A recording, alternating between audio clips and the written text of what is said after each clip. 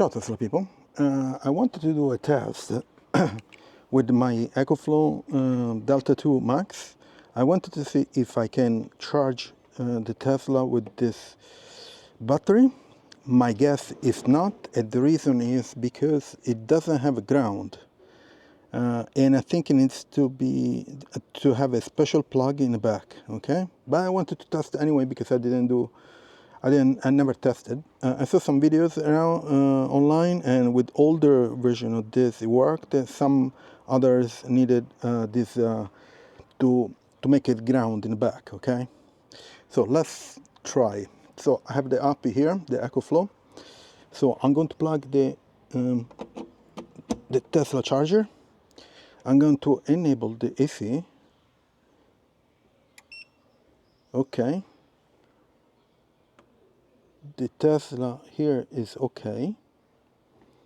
Let me go to check the car, and let's put in charge to the minimum power.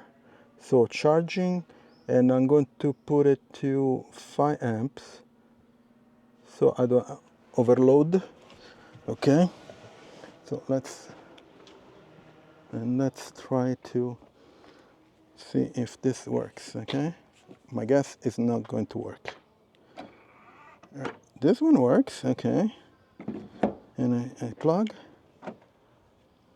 and green steady, which is not good, even though it's green. Let's see why it's not working. Okay, here it says 0 kilowatts, 0 kilowatt hour, of course, 0 amps, 2 volts, okay, which means it's not working,